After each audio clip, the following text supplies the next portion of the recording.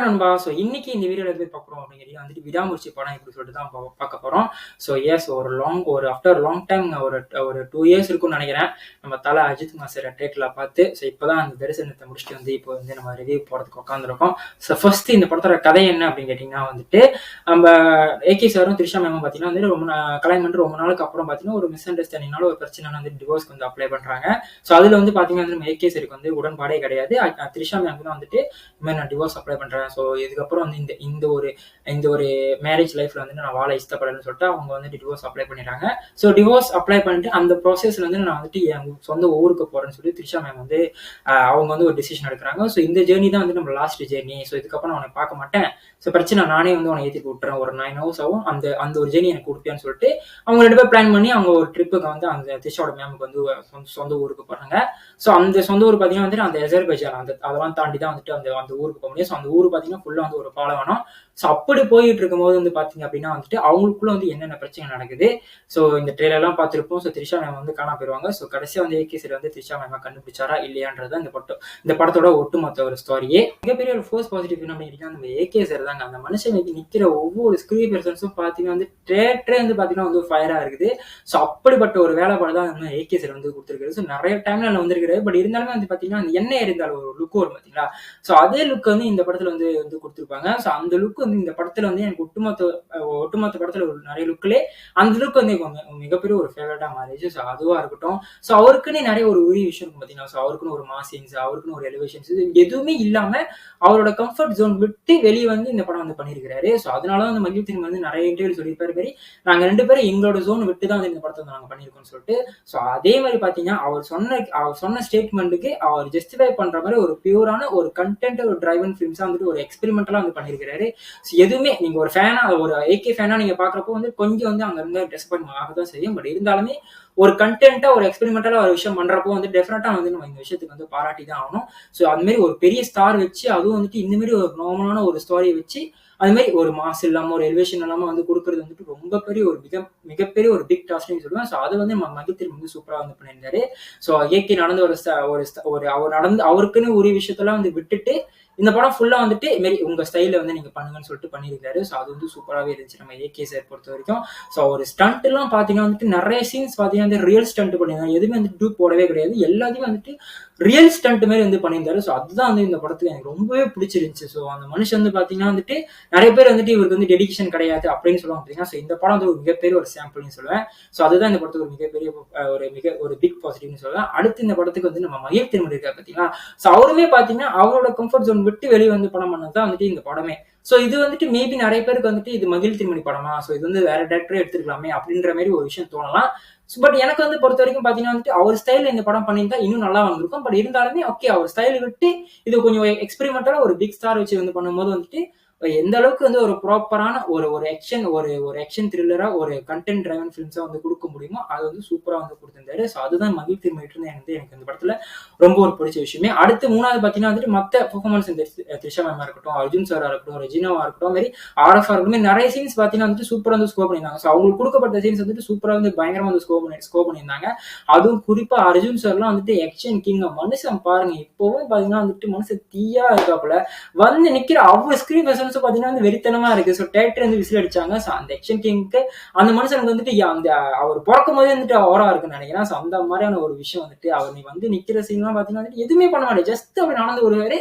அந்த மனுஷனுக்கு வந்து அப்படியே வந்து ஒரு 1000+ வந்து அவரை வந்துட்டு அந்த மனுஷன் வந்து பில்ட் பண்ணிட்டாரு. அவரா இருக்கட்டும், ரெஜினாலாம் வந்துட்டு சில சீன்ஸ் எல்லாம் பாத்தீங்கன்னா வந்துட்டு த்ரிஷா மேம் கூட வந்து பயங்கரமா வந்து ஸ்கோர் பண்ணியிருப்பாங்க. அந்த சீன்ஸ் இருக்கட்டும், நிறைய சீன்ஸ் பாத்தீங்கன்னா வந்து சூப்பரா வந்து ஸ்கோர் பண்ணியிருந்தாங்க. த்ரிஷா மேம் பாத்தீங்கன்னா எமோஷனல் சீன்ஸ்ல சூப்பராகவே ஒர்க் அவுட் பண்ணியிருந்தாங்க. மாதிரி சப்போர்ட்டிங் கேரக்டரா இருக்கட்டும், மாதிரி ஆர்டிஸ்ட் வந்துட்டு சூப்பராகவே பண்ணியிருந்தாங்க பெர்ஃபார்மன்ஸ் பொறுத்த வரைக்கும். பாத்தீங்கன்னா ஓம் பிரகாஷ் சினிமாட்டோகிராஃபர் பாத்தீங்களா, அந்த மனுஷன் என்னங்க சொல்றது. அந்த மனுஷன் பாத்தீங்கன்னா கொடுக்குற ஒவ்வொரு ஃப்ரேமுக்கும் பாத்தீங்கன்னா வந்து செம்ம ஒரு கிளாஸியா செம்ம அப்படியே ஒரு கண்ணாடி போட்ட ஒரு ஃப்ரேம் கொடுத்த மாதிரி ஒரு செம்ம ஓக்கு கொடுத்துருந்தாங்க. அதுவும் எஸ்பெஷலி பாத்தீங்கன்னா ஆர்எஃப் அவங்க கேங்க ஏகேஸ் எல்லாம் வந்து ஒரு காடியில உட்காந்து ஒரு ஸ்டன் சீக்வன்ஸ் நடத்துவாங்க. அந்த ஸ்டன் சீக்வன்ஸ் பாத்தீங்கன்னா வந்து செம்ம ரியலிஸ்டிக்கா இருக்கும். பட் இருந்தாலுமே அந்த ஒரு காம்பேக்டான ஒரு பிளேஸ்ல வந்து எப்படி அந்த மனுஷன் வந்துட்டு ஒரு பெஸ்ட் கேமரா கொடுத்தாருன்னே தெரியல. அந்த ஒரு காம்பேக்டான பிளேஸ்ல வந்துட்டு அப்படியே ஒரு 360 மேல அப்படியே 360 மேல எடுக்கிற மாதிரி வந்து கொடுத்துருப்பாரு. அது எப்படிதான் யோசிச்சேன்னு தெரியல. எப்பா சாமி அது பார்த்து முடிச்சதுக்கு அப்புறம் படம் முடிஞ்சு வெளியே வந்ததுக்கு அப்புறம் கூட அந்த சீன் வந்து ஞாபகம் இருந்துச்சு. இது மாதிரி நிறைய சீன்ஸ் பார்த்தீங்கன்னா வந்துட்டு செம்மையா வந்து பெஸ்ட் ஒர்க் வந்து கொடுத்திருந்தாரு நம்ம ஓம் பிரகாஷ். ஸோ அவருக்கு வந்து மிகப்பெரிய ஒரு கிரெடிட் கொடுத்தே ஆகணும். அனிருத் பார்த்தீங்கன்னா ஃபர்ஸ்ட் ஹாஃப் பார்த்தீங்கன்னா அந்த அளவுக்கு பேக்ரவுண்ட் ஸ்கோர் வந்துட்டு ஓகே தான் போட்டிருந்தாரு. சாவடிக்கா சாங் தனியா சாங் வந்து சூப்பராகவே இருந்துச்சு. செகண்ட் ஹாஃப்ல பார்த்தீங்கன்னா வந்துட்டு படம் ஃபுல்லா வந்து ஆக்ஷன் ஒரு கண்டென்ட் டிரைவன் ஃபில்மா மாறதுனால அது வந்து எந்த அளவுக்கு வந்து ஒரு பரபரப்பின் உச்சகட்டமா போகணுமோ, ஸோ அந்த ஸ்க்ரீன் பிளே வந்து கொஞ்சம் எலிவேஷன் பண்ணணுமோ அது தெரிஞ்சுக்கிட்டு நம்ம அனிருத் வந்து செகண்ட் ஹாஃப் அண்ணன் எடுத்துக்கிறேன்ற ஒரு பேர்ல செகண்ட் ஹாஃப் வந்து பூந்து வந்து மனுஷன் வந்து விளையாடி இருக்காரு. ஸோ ஃபுல்லா அந்த பத்திக்கிச்சு சாங்ஸ்லாம் பார்த்தீங்கன்னா வந்துட்டு ஒரு பியூர்லி ஒரு டெக்னிக்கல் எக்ஸ்பீரியன்ஸ். அதெல்லாம் வந்துட்டு தியேட்டர்ல பார்த்தா மட்டும் தான் உங்களுக்கு நல்லா இருக்கும். அது வந்து நீங்க சும்மா ஓடிடி பிளாட்ஃபார்ம்ல பார்த்தீங்கன்னா வந்து டெஃபினட்டா அந்த அளவுக்கு பெருசா வந்து உங்களுக்கு கிளிக் ஆகாது.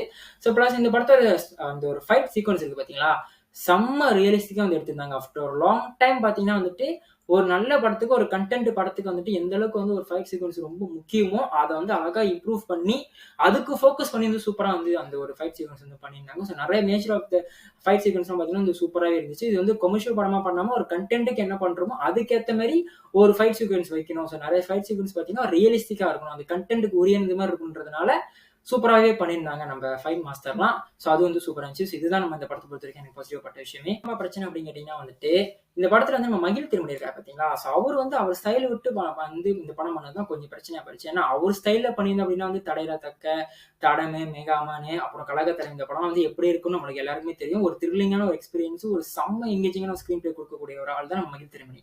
ஸோ இந்த படமும் ஒரு நல்ல ஒரு ஸ்க்ரீன் பிளே தான் கொடுத்துருக்கேன். இது வந்துட்டு ஒரு ஹாலி மூவி, நம்ம பிரேக் டவுன் மூவி படத்தோட ரீமேக்னால அந்த படம் வந்து எப்படி இருக்குமோ, ஸோ நம்ம ஒரு இந்த படத்தை ஒரு ஹாலிவுட் மூவியா பாக்குறோம் அப்படின்னா வந்துட்டு இந்த படம் வந்துட்டு ஹாலிவுட்ல எடுத்தா இப்படி தானே எடுப்பாங்க, இந்த மாதிரி ஒரு ஸ்க்ரீன் பிளே தானே எடுப்பாங்க, இந்த மாதிரி ஒரு கதை தானே எடுப்பாங்கன்ற அளவுக்கு ஒரு ஜஸ்டிஃபை பண்ற மாதிரி தான் வந்து ஸ்க்ரீன் பிளே கொடுத்திருந்தாரு. பட் இருந்தாலுமே அது வந்து அவர் ஸ்டைல்ல பண்ணாம அவர் வந்து அவர் ஸ்டைல இருந்து விட்டு வந்து பண்ணதுதான் வந்துட்டு இது கொஞ்சம் பிரச்சனையா போயிடுச்சு. இது அவர் ஸ்டைல பண்ணியிருந்தாரு அப்படின்னா இன்னும் ராவா ஒரு ப்ரூட்டலா வந்து ஒரு எக்ஸ்பீரியன்ஸ் வந்து கிடைச்சிருக்கும். ஸோ அது வந்து இந்த படத்துக்கு ஒரு கொஞ்சம் ஒரு டிசப்பாயின்மெண்ட் இருந்துச்சு. ரெண்டாவது பாத்தீங்கன்னா வந்து இந்த படத்தோட ஃபர்ஸ்ட் ஹாஃப் பாத்தீங்கன்னா கொஞ்சம் அங்கங்க டிராவல் ஆகிற மாதிரி இருக்கும். ஸோ இந்த பாஸ்ட்டுக்கும் பிரசன்ட் இருக்கிற மாதிரி இருக்கும். ஸோ அதனாலே நிறைய பேருக்கு வந்து சலிப்பு தட்டிடும். என்னன்றா இது ஒரே டைம்ல ஓட்டலாம், எதுக்கு பாஸ்ட்டுக்கும் பிரசன்ட்க்கும் வந்து ஓட்டிக்கிட்டு இருக்கான்ற அளவுக்கு வந்துட்டு கொஞ்சம் வந்து பிரச்சனையா வந்து தோணும். ஸோ அது ரெண்டாவது. மூணாவது பாத்தீங்கன்னா அந்த அந்த லவ் போர்ஷன்ஸும் பாத்தீங்கன்னா அந்த அளவுக்கு பெருசா வந்துட்டு கிளிக் ஆகலங்க. ஒரு மாதிரி சுமாரா தான் போயிட்டு இருந்துச்சு. அது லவ் போர்ஷன்ஸ்ல எமோஷன் சீன்ஸ் வந்து கொஞ்சம் ஓகேவா தான் இருந்துச்சு. ஸோ மற்ற படம் கம்பேர் பண்றப்போ இந்த படம் வந்துட்டு கொஞ்சம் ஓகேவா இருந்துச்சு. லவ் போர்ஷன்ஸ் பாத்தீங்கன்னா அந்த அளவுக்கு பெருசா வந்து கிடையாது. ஸோ அதுவா இருக்கட்டும். நாலாவது பாத்தீங்க அப்படின்னா வந்துட்டு இந்த படத்துல அங்கங்க வந்து கொஞ்சம் அந்த லாஜிக் மிஸ்டேக் வந்து இருக்கதான் செய்யுது. அங்கங்க தான். பட் அதை நீங்க வந்து ஃபுல்லா வந்து நோட்டீஸ் பண்ணாதான் உங்களுக்கு தெரியும். பட் ரொம்ப வந்துட்டு நீங்க வந்துட்டு அதெல்லாம் நோட்டீஸ் பண்ணாம ஒரு ஏகேக்காக அந்த படத்தை பார்க்க போனாண்டா அப்படின்னு உங்களுக்கு தோணுச்சுன்னா வந்து டெஃபினட்டா இந்த படம் வந்து உங்களுக்கு அந்த அளவுக்கு பெருசா வந்துட்டு பிரச்சனை வந்து இருக்காது. அடுத்து பாத்தீங்கன்னா இந்த படம் வந்துட்டு ஃபுல்லா வந்து ஒரே லொகேஷன் ஓடுறதுனால மேபி அதே லொகேஷன் வந்து ரிப்பீட்டடா காமிக்கிறதுனால வந்துட்டு மேபி சில பேருக்கு வந்து பிரச்சனையா பண்ணலாம். பட் இது வந்து நம்ம குறையாவும் சொல்ல முடியாது. ஏன்னா இது வந்து ஃபுல்லா வந்து ஒரு ஹாலி மூவி ஒரு ரீமேக்ன்றதுனால அந்த படமே பாத்தீங்கன்னா வந்து ஃபுல்லா வந்து ஒரு லொகேஷன் ஒரு பர்டிகுலர் லொகேஷன் தான் வரும். அதே மாதிரி தான் இந்த படத்தை வந்து எடுத்திருந்தாங்க. ஏன்னா இந்த படத்தை வந்து அதுல தான் எடுக்க முடியும். ஸோ அந்த ஒரு கதைக்கு தேவையான ஒரு லொகேஷன் தான் வந்து இந்த படத்தோட இந்த ஒரு கதையே. ஸோ இந்த ஒரு லொகேஷனே. ஸோ அதனால வந்து இந்த படத்துக்கு அந்த ஒரு பெரிய பிரச்சனையா இருக்கு. பட் இருந்தாலும் ஏன் சொல்றேன் அப்படின்னா சில பேருக்கு கொஞ்சம் அந்த ஒரு பிரச்சனை வந்து இருக்கலாம். அடுத்து பாத்தீங்க அப்படின்னா வந்துட்டு இந்த படத்தோட ஸ்லோ நரேஷன் பாத்தீங்கன்னா ரொம்ப ஸ்லோவா தாங்க இருக்கும். படம் ஃபுல்லா பாத்தீங்கன்னா ரொம்ப ஸ்லோவா தான் இருக்கும். அப்படியே ஒரு சீனும் பாத்தீங்கன்னா வந்து பொறுமையா தான் போவோம். பட் இருந்தாலுமே அது வந்து ஒரு ப்ராப்பரான ஒரு ட்விஸ்ட் அண்ட் டர்ன்ஸ் கொடுத்து அதை என்கேஜ் பண்ற மாதிரி தான் வந்து வச்சிருக்காரு நம்ம மகிழ்ச்சி. இருந்தாலுமே அங்கங்க லைட்டா அந்த ஒரு லேக் அந்த ஒரு டிராகி மூமெண்ட்ஸ் வந்து இருந்துகிட்டு தான் இருக்கு. ஸோ இதுதான் நம்ம இந்த பொறுத்த வரைக்கும் பாசிட்டிவ் அண்ட் நெகட்டிவ். நீங்க ஒன்றும் இந்த படத்தை ஒன்று பார்க்கலாம், டெஃபினட்டா இந்த படத்தை நீங்க பார்க்கலாம். ஸோ நீங்க ஒரு ஏகே ஃபேனா இருக்கீங்க அப்படின்னா வந்துட்டு இந்த படத்தை மிகப்பெரிய ஒரு ஹை எக்ஸ்பெக்டேஷன் எதுவும் வைக்காம டெஃபினட்டா இந்த படத்தை நீங்க கண்டிப்பா நீங்க தியேட்டர்ல பார்க்கலாம்.